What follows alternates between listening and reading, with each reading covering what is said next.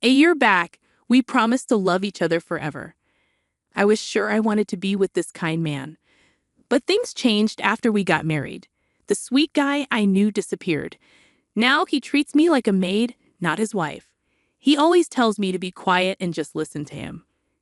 I wonder how long this will go on. Little did I know, something good was about to happen. Hi, I'm Michelle Jenkins, 28 years old. I work as a secretary at my dad's company and also manage our home. My dad took over the business from my grandpa 2 years ago. Being the boss's daughter, guys usually approach me for money. I've never really been in love before. I stopped talking about my family to avoid attracting gold diggers. That's when I met David, the man who became my husband. I asked my friend who introduced us to not mention that I'm the boss's daughter. David doesn't gamble or smoke, and he drinks moderately. He was my dream guy, always telling me he loved and adored me. I thought I could spend my life with him. But when I told my dad about marrying David, he said, "Michelle, it's okay to marry him, but don't let him know you're the boss's daughter." I argued, "Dad, he's a good person. He's not after money." Dad insisted, "I don't want you to have problems. Let's revisit this after a year of marriage. If David stays the same, we'll talk about the company." Reluctantly, I agreed. Dad knew about my past bad experiences with guys after money. He just wanted to protect me. I decided to follow Dad's advice and keep quiet about being the boss's daughter for a year. Until then, I'd just be a regular secretary. So despite everything, David and I tied the knot. But now, a year later, I still haven't told him the truth. Why? Because he's changed. After the wedding, he became distant and cold. He'd come home from work in a bad mood, criticizing everything, even the dinners I made. "Hamburgers again? We're not kids. Can't you cook something different?" "But David, you used to love them. I've made them lots before." "Don't argue. You always make the same dishes. Besides salad and soup, you should know how to cook at least 5 other things." 5? That's too much. I have work too, you know. When I ask you to do something, you should do it.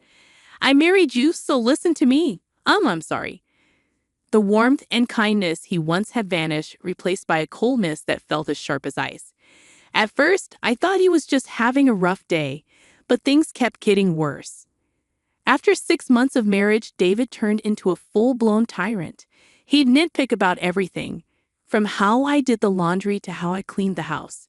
If I dared to speak up, he'd yell at me with a terrifying look. Enduring his yelling was one thing, but sometimes he'd even throw away the meals I cooked. A year into our marriage, his tyrannical behavior hasn't changed. If anything, it's gotten worse. Just the other day, I got home late from work, and he immediately started shouting, "You're late. Do you even know what time it is?" I'm sorry. Work got busy. I'll start dinner now." Busy? A secretary like you shouldn't have that much work. If you're late again, you're quitting your job. But that's not fair. I couldn't argue with him out of fear. Looking back, I wonder if I should have left him sooner. Despite my parents' concerns, I kept the truth hidden after getting married. I didn't want to disappoint them, so I dealt with everything silently. Then one day at work, my father called me into the reception room during a break. Since I often helped him as a secretary, going into the reception room wasn't unusual. When I entered, my father was already there. "What's up?" I asked. My father looked pleased and said, "It's been a year since you married David, right? Time to tell him the truth, like you promised." "Oh yeah, we agreed on that. Is something wrong? You seem uneasy." "Well, yes, but it's just, right now things are a bit." Seeing my worried face, my father smiled and patted my shoulder. "Had a spat with David? It happens, especially for newlyweds like you. Your mom and I had our share of arguments too. But look at us now, still happy together. You'll be fine, Michelle. It's not exactly a fight. Don't worry, everything will be okay. Couples argue, right?" "You're right. Anything else bothering you?" "No, I'm okay. Nothing else. But I think I'll wait for things to calm down a bit before bringing it up," I said. "Don't let it bother you too much. Every couple has their disagreements." My father reassured me, thinking it was just a small argument. I hadn't confided in my parents about David's behavior to spare them worry, so my father assumed everything was fine. You should make amends with David soon, he advised before leaving the room. Alone, I wrestled with emotions I couldn't articulate. Despite my parents' reservations, I had married David. I couldn't bear to tell my father about our worsening relationship. But I knew I couldn't avoid it forever. I'd have to address it eventually to avoid suspicion. To keep my father from worrying, I had to maintain my marriage somehow. If possible, I wanted to improve our relationship. That night, I made sure to be home on time, ready to talk to David when he returned. As I finished preparing dinner, he walked through the door. I brought up the topic right away. "David, we need to talk," I said. "I'm tired," he complained. "This is important," I insisted. "As a married couple, I want us to share our lives equally and be happy together." "Equal? You and me? That's ridiculous," he scoffed, grabbing my hair harshly. "Ouch!" I cried out, but he didn't let go. "Listen to me. I did you a favor by marrying you.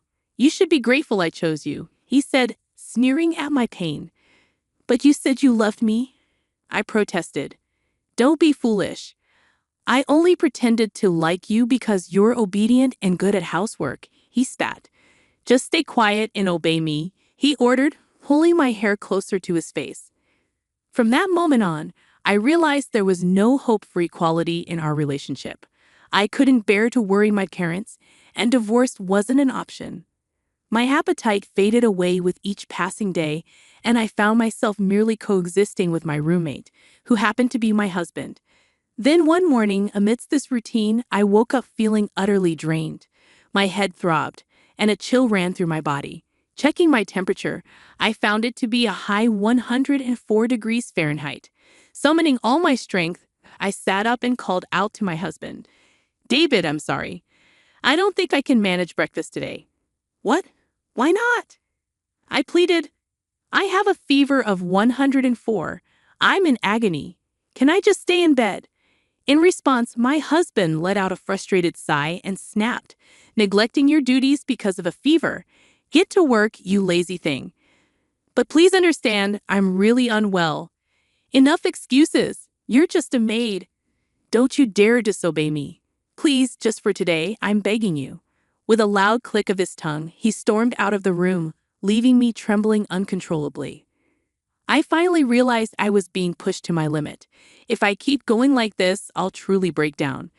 This way of life will drive me insane, both mentally and physically. I know I need to take action, but I'm too exhausted to think clearly with this fever clouding my mind. Maybe it's the stress catching up to me, but I drift back to sleep.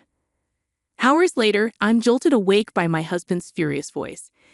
"Didn't I tell you to wake up, you idiot?" Confused, I see it's already dark outside. While my fever has dropped, I still feel weak with a lingering headache. Despite my condition, he continues his tirade. "I called you several times. What were you doing sleeping, called? I sent you a text that I'm bringing my boss home. Weren't you supposed to prepare drinks and snacks?" My husband demanded. "Wait a minute. You knew I was sick today, right? And yet you brought your boss home?" I invited him to continue drinking at home. "My promotion depends on this. Get up and get things ready now." "No, I can't.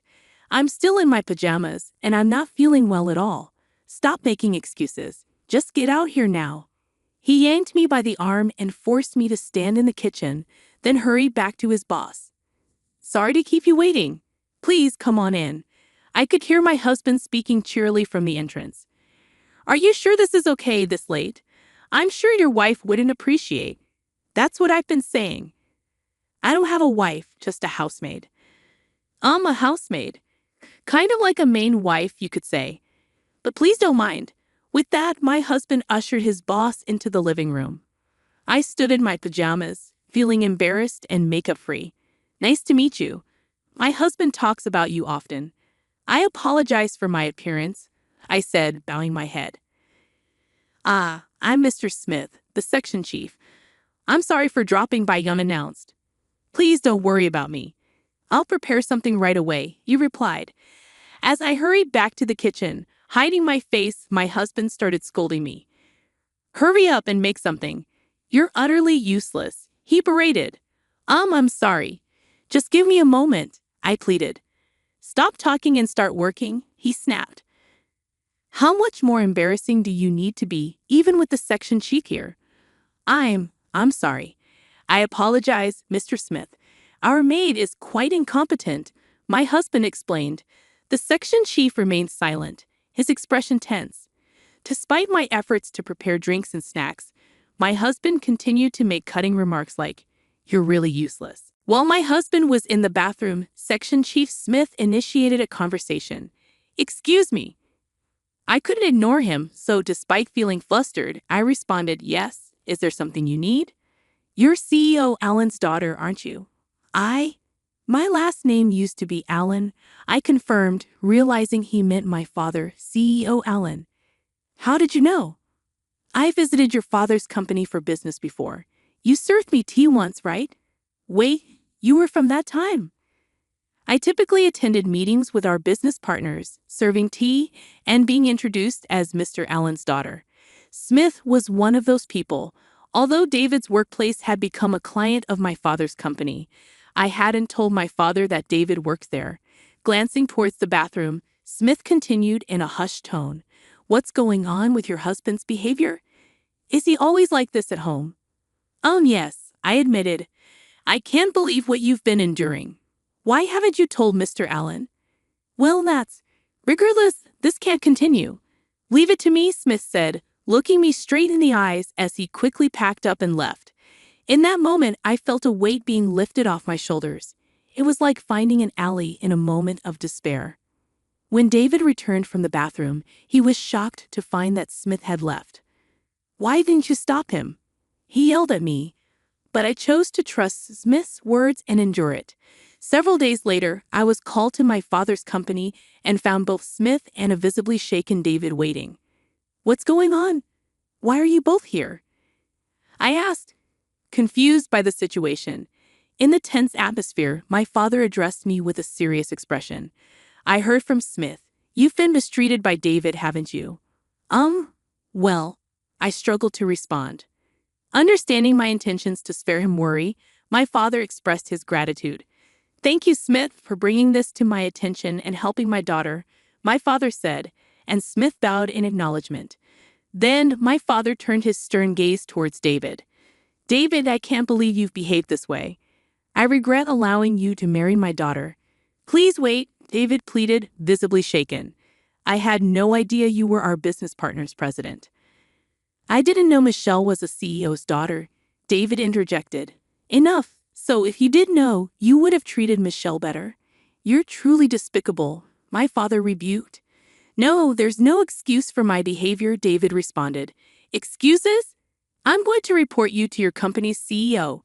We have a long-standing relationship," my father declared. "No, please." David's eyes welled up with tears as he sank to his knees. Then he turned to me, pleading, "Michelle, please talk to your father for me. You want me to speak up?" I raised my voice, releasing my pent-up frustrations.